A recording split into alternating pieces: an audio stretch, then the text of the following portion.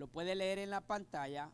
Y quiero que usted me siga porque vamos a leer estos 16 versículos, los primeros 16 versículos que tiene este capítulo. ¿Qué le parece si leemos la palabra del Señor en el nombre del Padre, del Hijo y de su Santo Espíritu? Dice así, ¿lo tiene?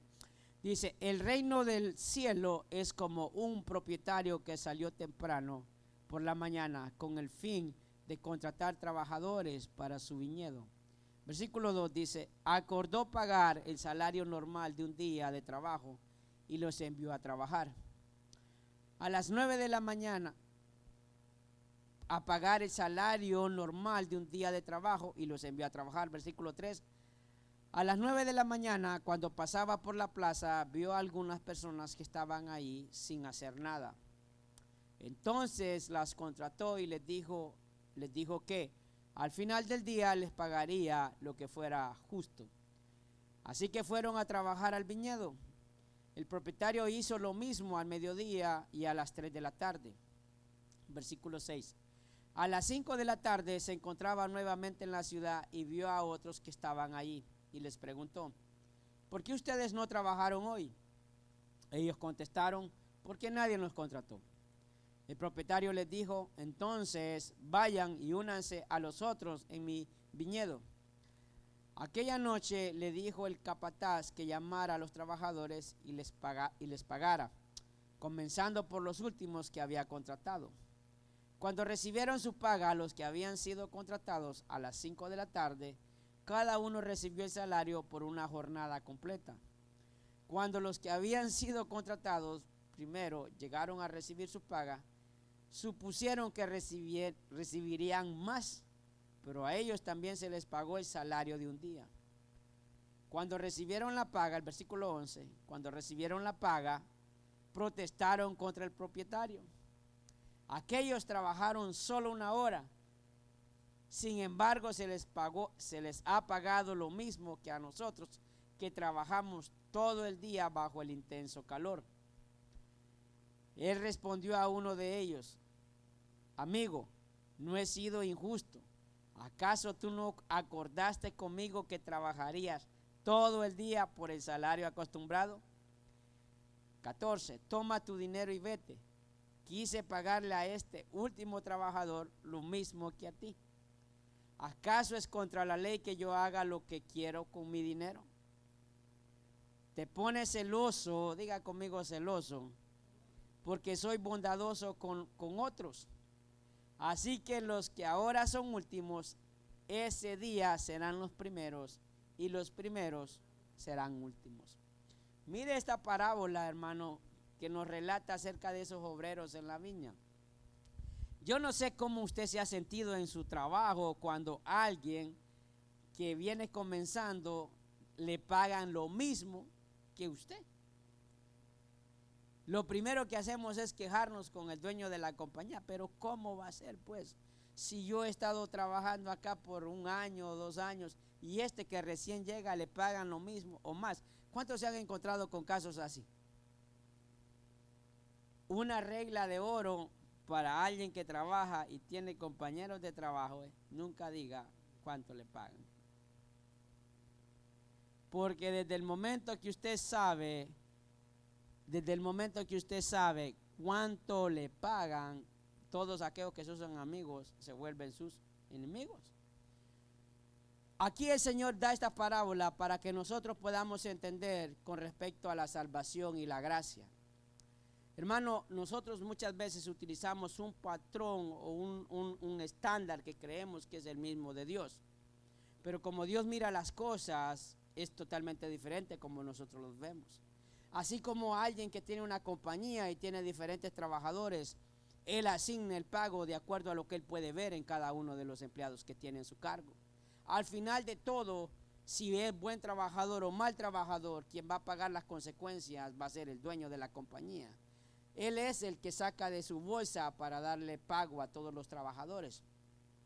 Y esta parábola está dirigida para todos aquellos creyentes que se pretenden ser superiores a otros. Por eso el Señor la dejó. Recuerde cuando terminamos de leer el capítulo 19, que decía que los últimos, los postreros, van a ser primeros. Y en este pasaje nos está diciendo lo mismo el Señor. ¿Qué es lo que Dios utiliza como parámetro? Indudablemente es algo diferente a lo que nosotros podemos usar. El Señor había prometido algo. Yo creo que todos aquí, independientemente de qué tiempo tengamos de ser cristianos, es lo mismo que Dios nos ha dado a todos, y es la salvación. Amén, hermano. ¿Está entendiendo? O sea, el día que aceptamos a Cristo, el Señor nos dio la misma salvación que aquel que acaba de llegar. Y las bendiciones del Señor van a ser las mismas aquel que acaba de llegar como aquel que tiene 10 años, 20 años, 30 años. Dios sabrá lo que va a hacer en cada vida y nosotros no debemos de cuestionar, porque aquí la parábola nos muestra algo bien interesante, que Dios es soberano y Él hace como a Él le place, no como nosotros pensamos o nosotros creemos. Aunque nosotros cuando estamos al lado de alguien siempre nos pretendemos comparar y decir y juzgar en que aquel, por qué sí y por qué no, por qué Dios hace esto y lo otro. Nosotros venimos a tener la misma actitud que tuvieron estos obreros. Pero para que podamos entender todas estas cosas, nosotros debemos de ver que Dios jamás va a ser equitativo. ¿Qué le quiero decir con equitativo? Que Dios no va a dar lo mismo como una regla. No sé si me entiende. O sea, nosotros no pretendamos que si usted ayuda a alguien y otra persona ayuda a esa persona, vamos a recibir lo mismo. No, porque entonces estaríamos poniendo a Dios bajo reglas o estándares, que Dios no trabaja bajo reglas y estándares. Dios obra de acuerdo al corazón, la situación, el momento en el que se hace. No sé si me está entendiendo. Entonces eso es lo que podemos ver aquí. Pero vamos a retroceder un poco lo que dice el capítulo 19 de Mateo. Miren lo que dice el versículo 23, para que podamos recordar un poco y conectemos este capítulo 20 acerca de la gracia, la salvación y lo que el Señor le decía a ese joven rico. Dice: entonces Jesús le dijo a sus discípulos, después de que él rechazó el ofrecimiento de nuestro Señor, les dijo: a la verdad es muy difícil que una persona rica entre en el reino del cielo. Lo repito, es más fácil que un camello pase por el ojo de una aguja que un rico entre en el reino de Dios. Versículo 25, mire la reacción de los discípulos.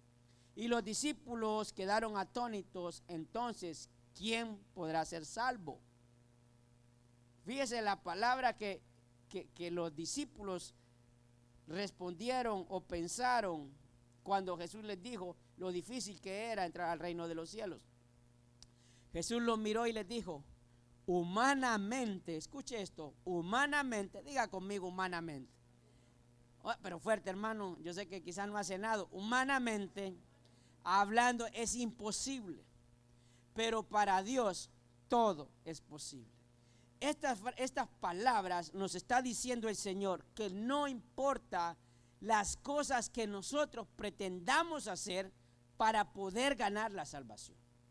No importa lo que usted haga, si su objetivo es querer mantener la salvación, porque no es esa lo que Dios requiere. Lo que Dios requiere para que podamos tener la salvación y estar seguros y confiados es un corazón humilde. Algo que no tuvo el joven rico, porque lo que no quería era deshacerse de sus posesiones. Si usted se recuerda en ese capítulo, lo que él le dijo era que todos los mandamientos él cumplía y lo sabía. Pero Dios le dijo uno más y le dijo: vende todo lo que tienes y sígueme. No quiso dejar lo que lo retenía y puso entre una balanza entre seguir a Jesús o su vida terrenal aquí. Entonces, eso nos lleva, hermano, a entender de que el precio de la salvación está basado únicamente en el sacrificio de Jesucristo. Ahora, ahí viene el problema cuando leemos esta parábola, porque aquí el Señor le dio un pago a ellos por una labor que iban a desarrollar. Pongámoslo desde la parte práctica de todos los que estamos aquí. Si usted es salvo,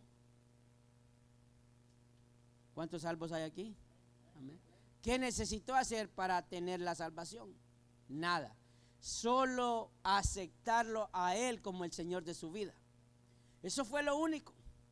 fue tal y como le vamos a leer en estos versículos, cuando el Señor, el propietario, salió temprano. Vamos a leer el versículo 1 nuevamente. El reino del cielo es como un propietario que salió temprano por la mañana con el fin de contratar trabajadores para su viñedo. Por la mañana con el fin, el 3, acordó pagar el salario normal. Cuando estas personas aceptaron el ofrecimiento del dueño del viñedo, les dijo: vayan a trabajar y les voy a pagar lo justo. ¿Qué era lo justo en aquel tiempo? El salario de un día era un denario, que si nosotros lo ponemos ahora al cambio, bueno, ya con todo y de todo, sería un equivalente a $2 o $3 el día. Yo no sé si le ha pasado cuando usted contrata a alguien y le dice: mira, vas a trabajar conmigo, te voy a pagar a 20 la hora. Y esa persona dice: ok, pero va a ser hasta que termine el día. No le dice de 8 a 5, sino le dice: comenzamos a tal hora hasta que terminemos el día. Pero esa persona no le pregunta lo que va a hacer. Y cuando está haciendo las cosas, esa persona dice: pero 20 pesos es muy barato. Más si sabe cuánto usted está cobrando. Hermano, se le vienen encima. ¿A cuánto les ha pasado eso? Cuando el empleado sabe que usted le está pagando a 20 pesos, pero usted quizás está cobrando 40. Dice: yo le estoy dando mis pulmones, dice la gente, ¿verdad? Es un problema eso. Pero aquí el Señor no le mintió a estos obreros. Él les dijo que les iba a pagar el salario justo de un día, lo normal. Y eso es lo que el Señor hizo con nosotros. El Señor nos da el ofrecimiento de decir: porque de tal manera amó Dios al mundo que dio a su único Hijo unigénito, para que todo aquel que en Él cree sea salvo, ¿verdad? No se pierda. Ese es el ofrecimiento que el Señor hace. Hermano, no importa si lo hicimos antes o lo acabamos de hacer, ese ofrecimiento es el mismo y el pago será el mismo. La recompensa será la misma. Pero nosotros somos los que empezamos a ver a Dios como ese Dios injusto. ¿Cómo va a ser, pues, que yo tengo 10 años de ser cristiano y este que acaba de llegar, mira cómo lo bendice el Señor? Yo sé que usted no ha pensado eso, pero muchos creyentes sí, hermanos. ¿Verdad que sí? Empezamos nosotros a cuestionar al Señor. Mire lo que sigue diciendo el versículo 4. Entonces, en el versículo 3, los envió a trabajar. A las 9 de la mañana, cuando pasaba por la plaza, vio a algunas personas que estaban allí sin hacer nada. Entonces las contrató y les dijo que al final del día les pagaría lo que fuera justo. Así que fueron a trabajar al viñedo. Y lo mismo hizo, dice la palabra, al mediodía. Escuche, quizás algunos comenzaron a las 7, luego agarró otros a las 9, luego agarró otros a las 12, y luego, hermano, ya para salir, agarró a las 5. Le voy a decir algo: ¿acaso usted cuando contrata a alguien y sabe que ya el día se está acabando y usted contrata a alguien, usted sabe que esa persona no le va a rendir? O sea, si usted sabe que va a pagarle el día y solo va a ir a trabajar 2 días, usted sabe de que usted empieza a hacer calculadora y dice: no, hombre, va a trabajar 2 días. Le dije que 100 el día, 50 pesos la hora. No, eso no hay ganancia. ¿Verdad que rapidito uno hace calculadora? Uno dice: tantas horas, tanto le pago y solo va a trabajar 4 horas. El problema no estaba cuando aquellos iban llegando. El problema fue cuando estos que menciona la misma escritura en el versículo 13 empezaron o se dieron cuenta que el pago era el mismo. Hermanos, mire, nosotros que somos creyentes debemos de sentirnos gozosos y felices solo con el hecho que el Señor nos salvó. Amén, hermano. Qué poquitos aménes, ¿verdad? Debemos de sentirlo más que satisfechos. Pero hay algo que brota del creyente, y es el celo, es el cuestionamiento a Dios, es no entender lo que dice Efesios capítulo 2 versículo 8 y 9, 18 y 9, perdón. Mire lo que dice la palabra del Señor. ¿Lo tiene?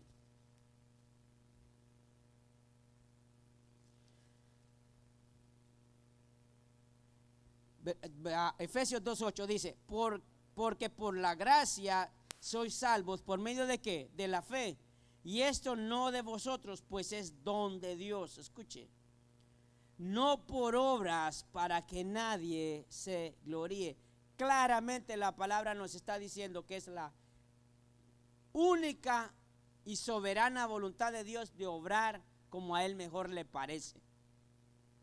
Y eso es lo que el Señor estaba enseñando aquí, de que Él es un Dios justo y nosotros no podemos cuestionar a Dios. Por eso usted mirará muchas iglesias o muchos lugares que le requieren a un creyente que tiene que hacer un montón de cosas, porque si no vas a perder la salvación. Entonces el sacrificio de Jesús vino a ser en vano. Entonces ahora pretendes quedarte o ir al cielo por lo que estás haciendo aquí en la tierra. Y bíblicamente, y usted lo puede ver ahí, que claramente el Señor nos está diciendo de que así no obra el acceso al reino de los cielos.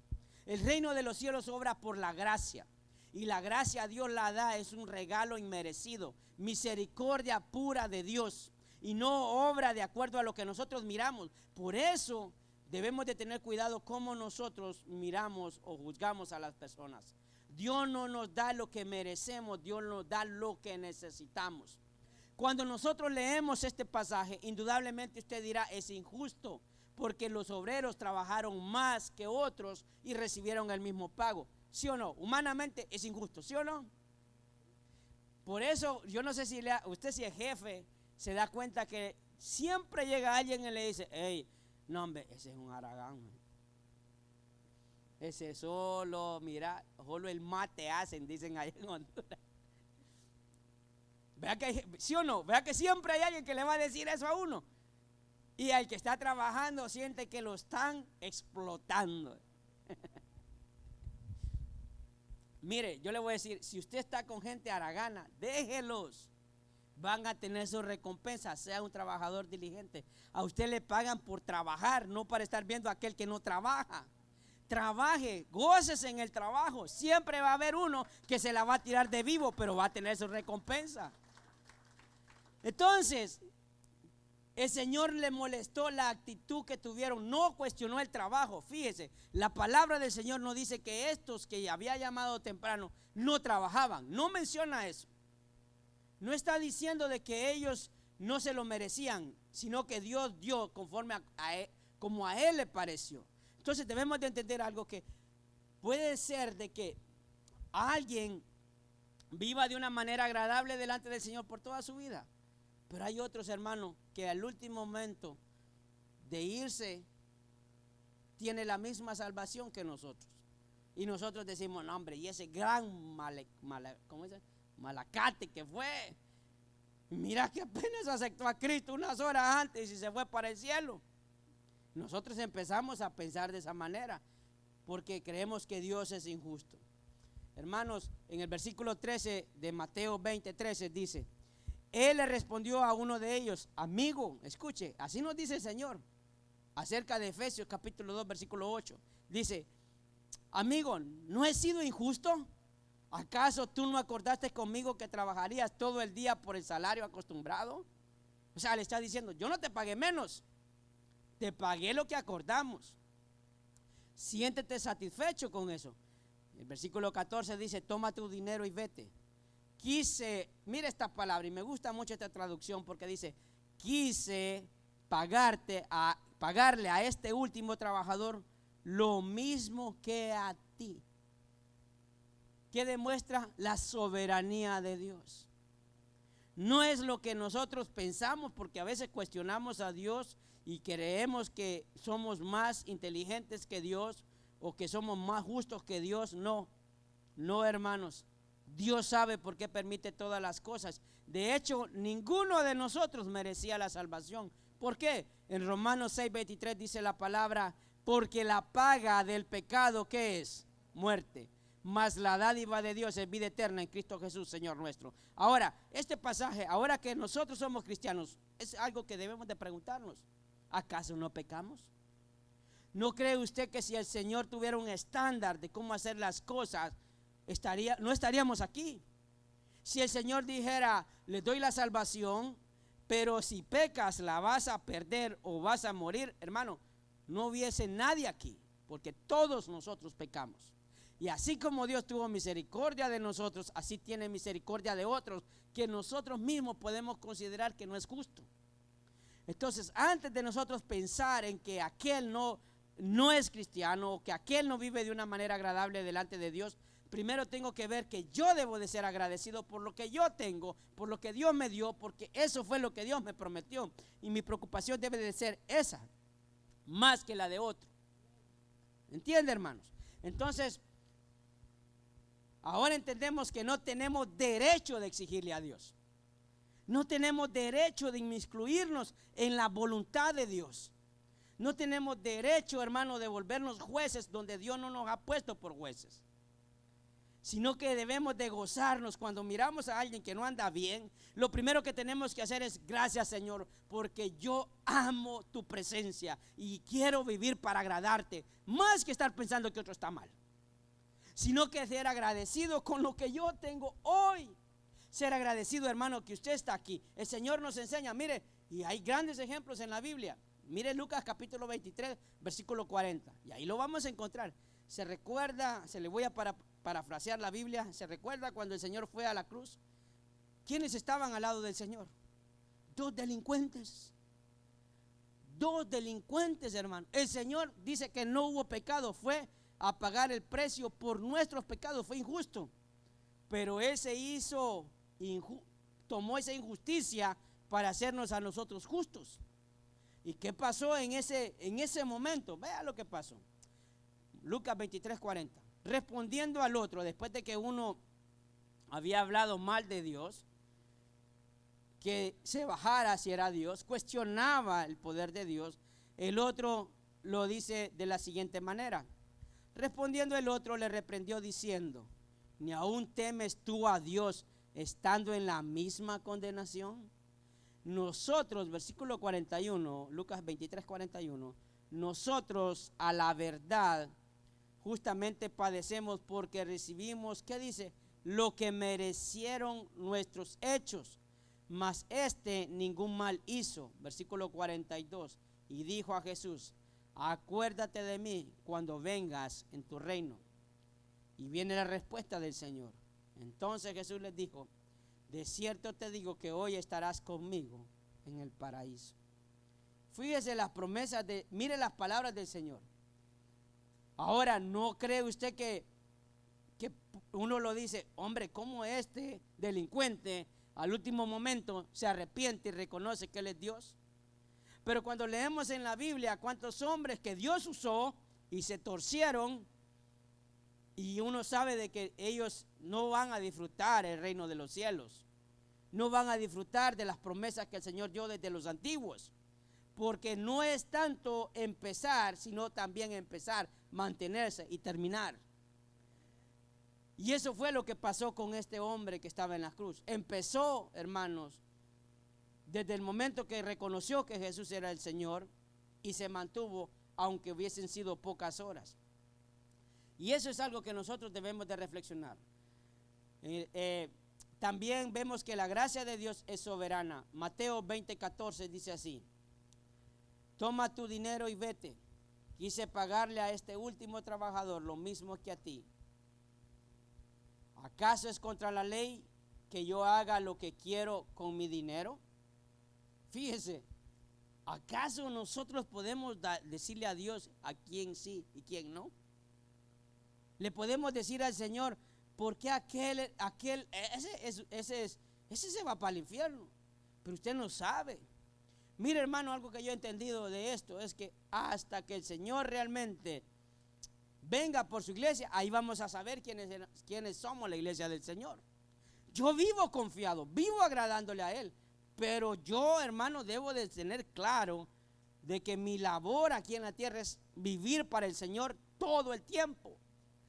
Y no lo veo como un sacrificio. Yo le comentaba a unos hermanos ayer que uno va a la iglesia, hermano, y mira la cara de la gente como que es un castigo. Yo no sé a cuántos de ustedes ha ido a trabajar o tiene trabajadores y mira la cara del trabajador y dice, por Dios, mejor le pago el día porque me desanima a los demás. Hay gente, hermano, que le desanima a los demás trabajadores. Se queja por todo.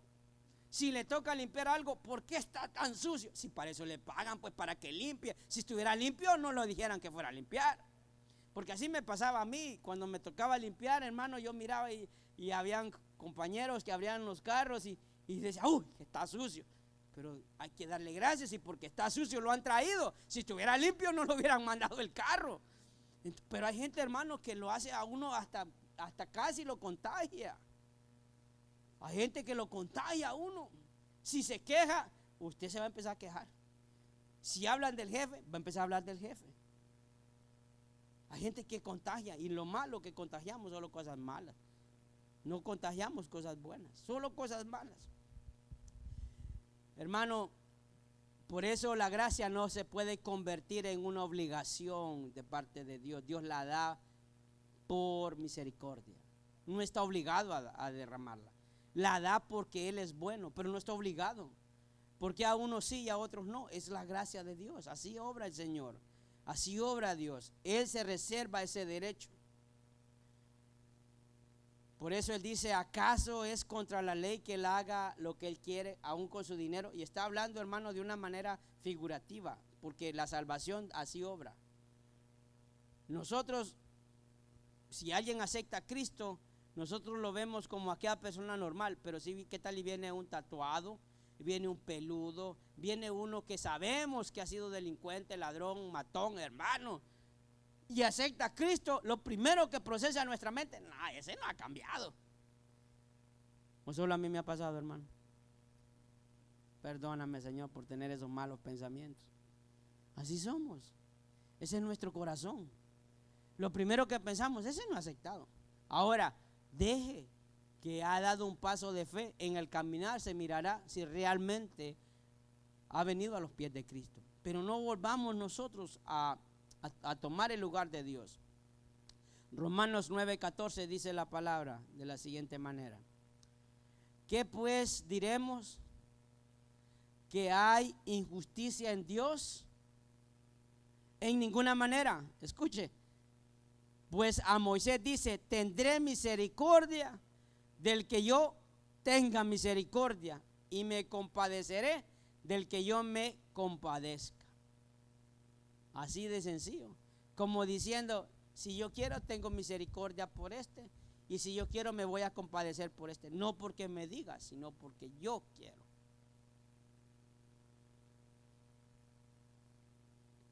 Por eso, cuando una persona, y se lo voy a poner de una manera muy práctica, cuando una persona es jefe y todos le dicen al jefe lo que tiene que hacer, desastre total. Lo primero es que no hay jefe. Hagamos las cosas de esa manera, no, hagámoslas así, no, mejor así. Mire, un descontrol total. Todo el mundo hace lo que quiere y al final cuando sale mal, el que va a cargar con eso, ¿quién cree que es? El jefe. Yo no soy el jefe. Cuando le llegan a reclamar, ¿a qué dice? Yo no soy el jefe. Lo primero es que ella se el quite. Le llaman al jefe. Hermanos, por eso Dios no va a correr riesgo, porque no va a entrar nada inmundo al cielo.